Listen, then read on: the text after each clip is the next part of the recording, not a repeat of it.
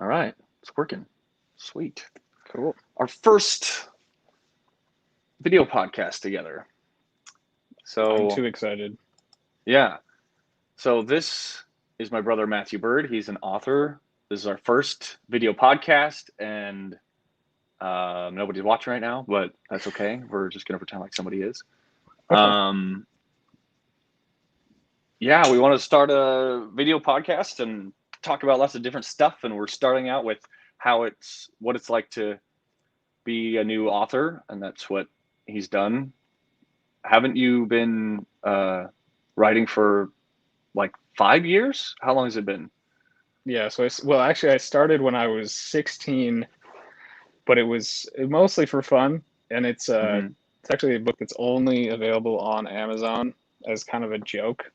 Um, because I wrote a bunch of satirical poems, um, and the book is called "What You Would Never Expect." It's a bunch of poems that just like start off super beautiful, and you think it's going to end really well, and then Mm-hmm. it ends in just the weirdest way possible. Um, like the first one, this guy's talking about his lost love, and then in the end, he thinks he finds her, and then when he's about to like embrace her, all of a sudden he realizes, oh, it's a homeless man. Never mind, because it's like in the dark. So it's super dumb, but and then I started writing for real when I was 19. But how old were you when you wrote that first one? I was like 16, 17. Yeah. So that was it's been a long time. What made you want to start writing like that even? I mean, did you ever think you were going to be an author? You know what I mean? Heck no. Um, well, when I first started writing, I just thought it would be funny, and then my girlfriend at the time hated them, so I wrote more. And that didn't And, really work out. So, yeah, it didn't. That's true. So yeah, that's basically why. so you basically just kept writing because she hated it. Kind of, yeah. And well, okay, and that first one didn't have any like spiritual kind of stuff in it, right?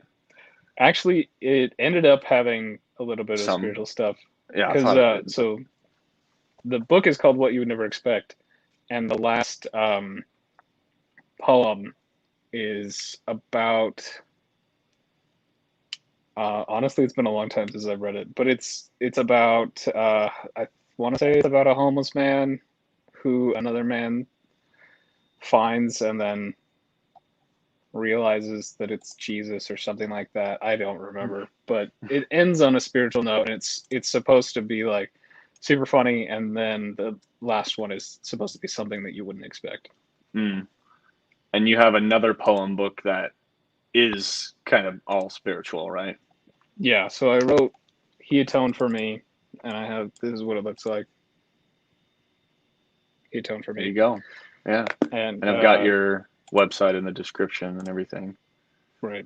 But yeah, I started writing that one when I was 19, and I wrote it while I was serving a mission for the Church of Jesus Christ of Latter-day Saints in Montana and Wyoming.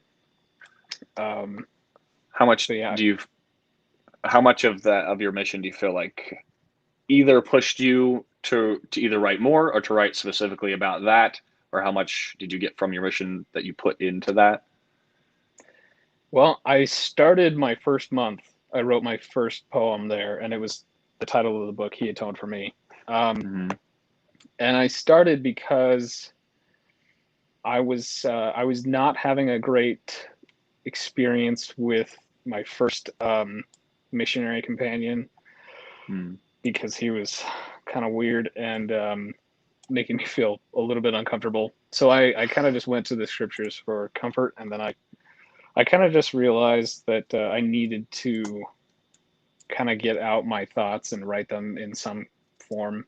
And so I chose to do it through poetry because it felt right. Um, and then throughout the rest of my mission, whenever I was having a hard time or whenever um, I had a companion who was rough to get along with, Mm-hmm. I would just sit down and try to think of something that had been on my mind, and then write it down. So Yeah. I think it really came with more difficulty. The more difficult experiences led me to write more. Hmm. Um, so then after your mission, you kept writing poetry, or what did you do after that? Because I know you have a couple books now, but Yeah, so what gave you the ideas for the books? And I wrote a few more poems after my mission. There's 40 in the book, and I wrote probably like 36 on my mission, and like 4 after. And I honestly don't remember why I wrote the last 4, but I did. but I mean, you kind of started writing as a joke, and then you ended up liking Yeah. it, right? Yeah, And you feel like you're good at it. And I think it's I good. hope I've so. read a lot of your books. Um, I I want to know how are there any things that have gotten your way of writing, and any either doubts you've had, or how have you gotten past any of those things? How do you keep going? Stuff like that. Yeah, so well, honestly, my biggest problem is myself. It's probably my biggest obstacle is just getting myself to do it. Um, and I know some authors who they'll just be able to sit down and start writing and be able to write for 8 hours that day and then do the same thing the next day, Hmm. which I find insane. And I think those people are crazy. But You appreciate having different things to do than just writing. yeah, You have other well, interests, I guess. I mean, it takes a lot out of you to, um, you know, keep a constant thought stream of the ideas what you want to write and like how you want people to sound and how you want um, the experiences to feel Yeah. for the characters and for the people reading. So it's a process that you have to go through every time you start writing, and I only can do it at like 2 hours at a time. Um, So and usually, it's almost like you have to mentally become like the character that you're writing about, yeah, and switch between them, and try to do it as wholeheartedly as you can, I guess, to become that person while you're writing, to really get that character to jump out of the pages or whatever. yeah. I mean, That's and probably the emotionally draining.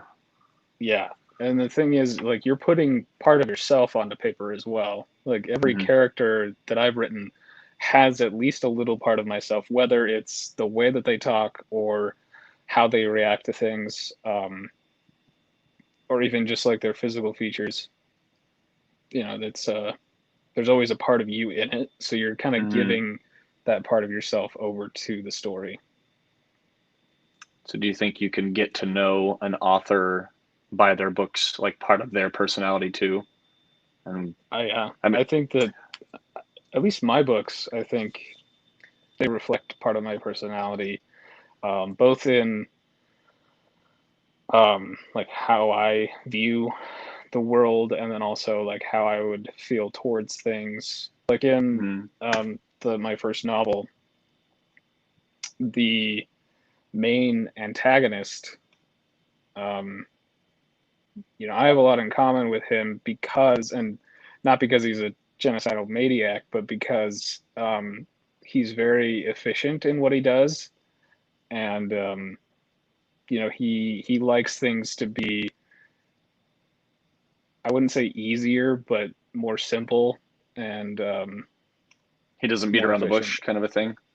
Yeah, because his whole thing is, he wants to kill a bunch of people, Uh-huh. and at the point he is now, he has developed something that will do that extremely efficiently and Hmm. very effectively, and so that's that.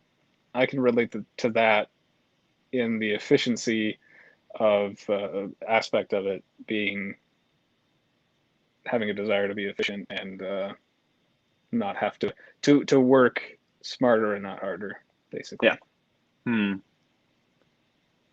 Okay. So what was your first novel? So my first novel is called Odiosis, New Shores, and this is what it looks like. Nice. It's about cool. 205 pages, so it's not too long. But yeah, I started writing that one because I watched Stranger Than Fiction with Will Ferrell, Mm-hmm.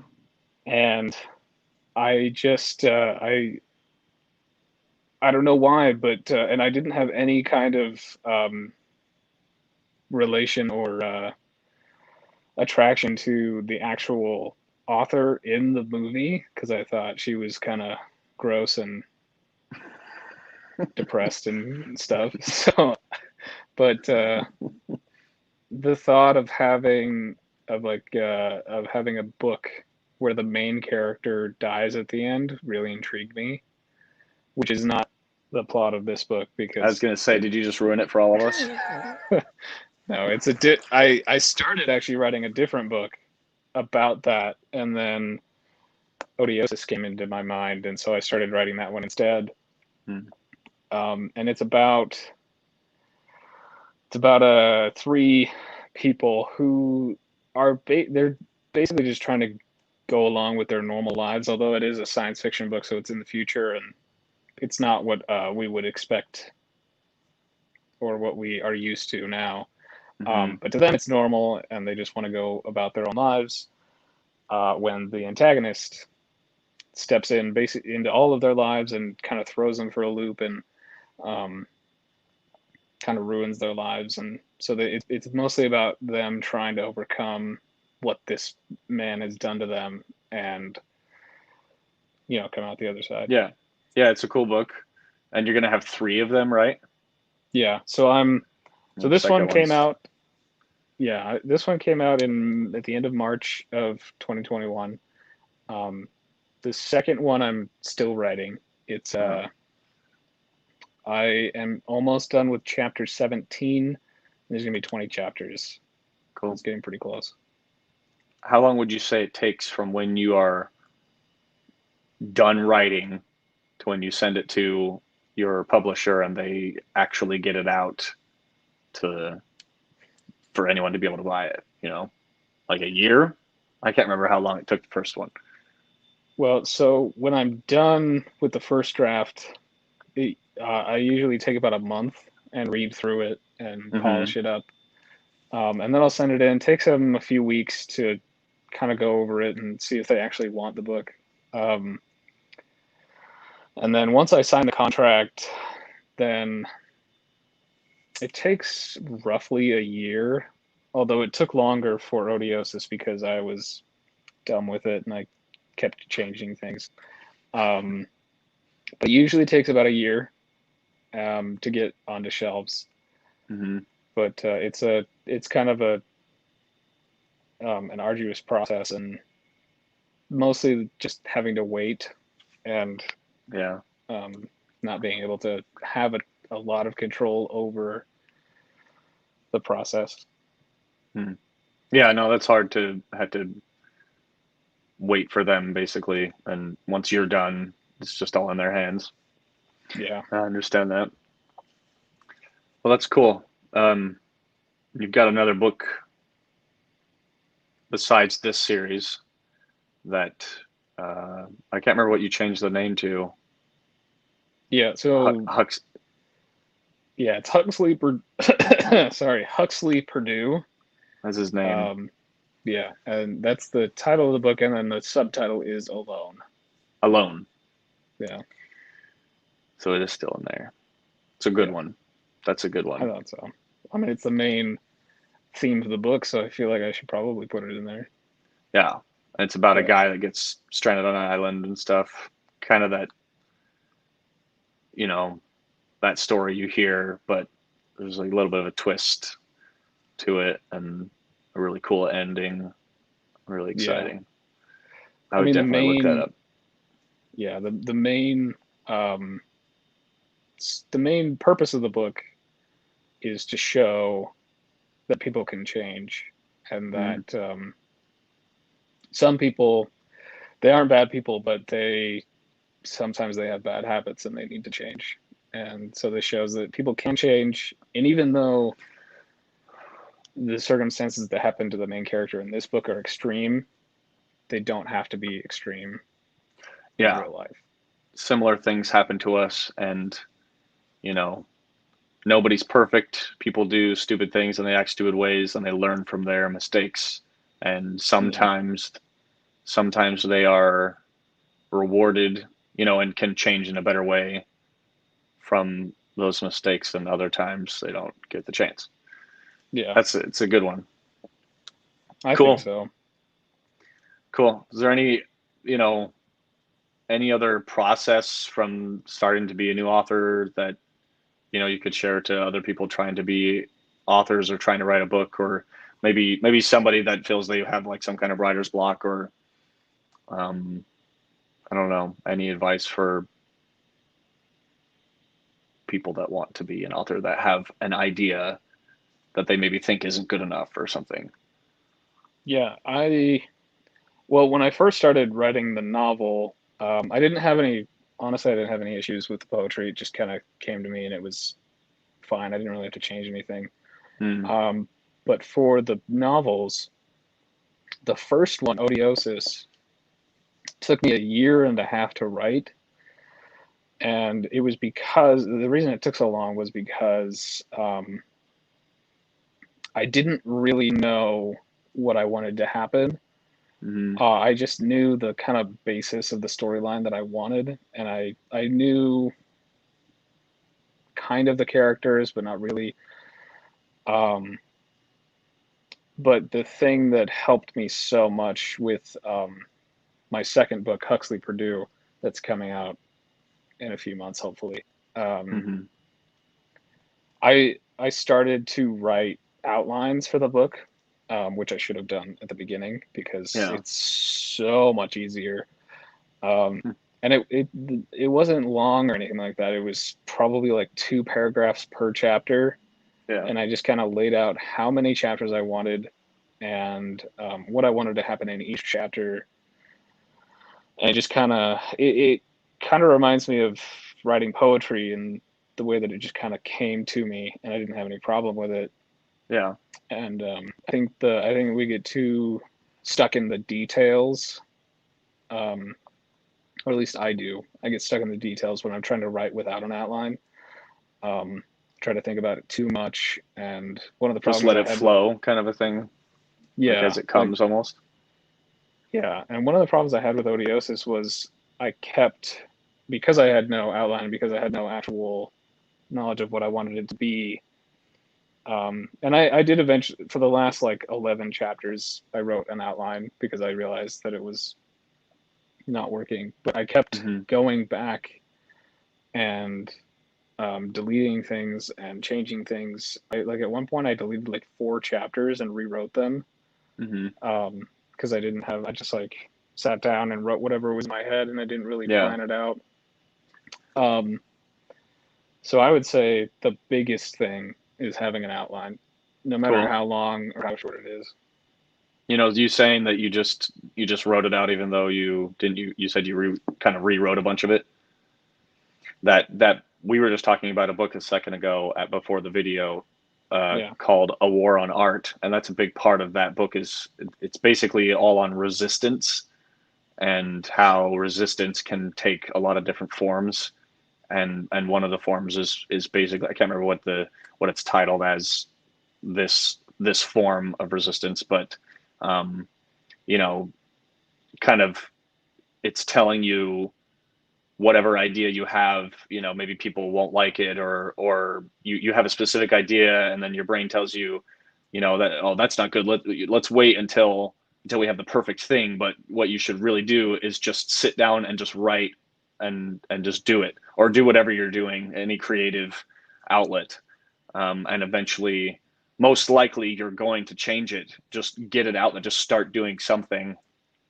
And it's really interesting. That's another book that that people should really read is A War on Art. It's a great book. Yeah, and I definitely agree with that. Most of what I do is because the outlines aren't very detailed, and I just have basic plot points. I go into it just wherever I feel like I should start, and I just keep writing. Even if I feel like it's not great, I just keep going because at least I'm doing something, and I can always change it later. Yeah. Like the first chapter of the book that I'm writing now, I know I'm gonna have to change it, and but I want to wait until I'm done so that I can change it and reread it with an open mind instead of a confused mind where I have no idea if it's going to tie into anything, and I want it to be well rounded. Yeah. No, absolutely. Just get your ideas down, and then change whatever you have to later. That way, your idea is there, and it's not still in your head or maybe lost in your head from when you had the idea in the first place. Yeah. Well, yeah, cool. Every single time I get an idea, I write it down. So I have like 45 different book ideas right now that are in different stages of their development. Some of them are very well thought out, and some of them are just a title and like a sentence of description. But yeah, I know you've told me. Forget about it. Yeah, you've told me a few of your ideas, and I'm really excited. Sad that it's going to take a while, but yeah, that's cool. Well, thanks for talking about all this and for being interviewed. Check out Matthew's books and information about him at mattbirdauthor.com, right? Yeah. Should be in the description. All right. Thanks, guys. See you later. Bye.